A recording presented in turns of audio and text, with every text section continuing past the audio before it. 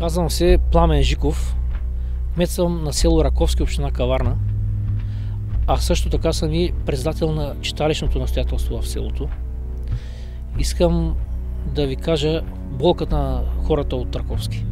А тя е, че сградата на читалището в момента представлява една ужасна гледка.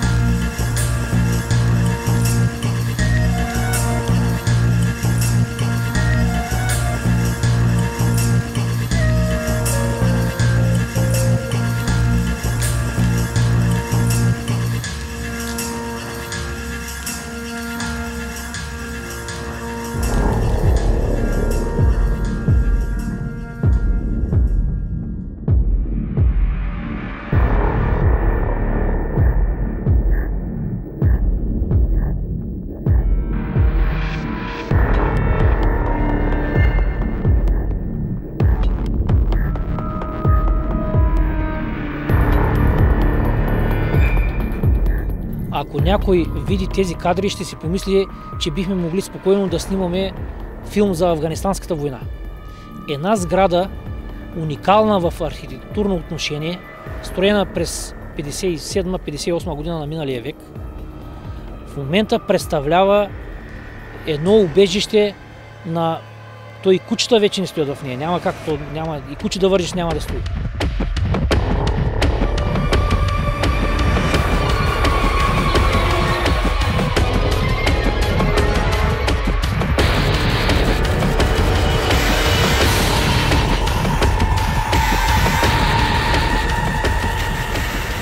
Днес тя представлява един грозен символ на едно човешко безхаберие, което бихме искали с общи усилия да възстановим.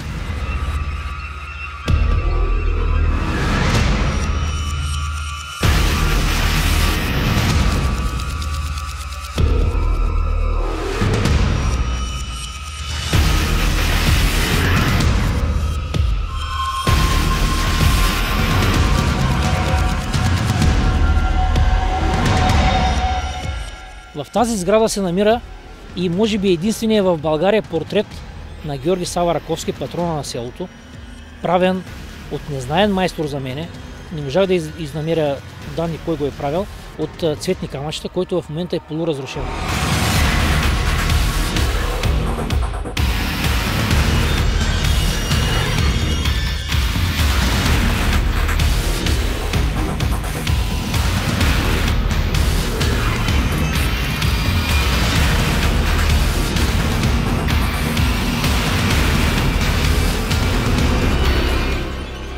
Уважаеми господа, нека с общи усилия да направим така, че да възстановим тази хубава сграда, за да може нашите деца за бъдеще да търсят духовното именно там, а не да бягат по чужбина.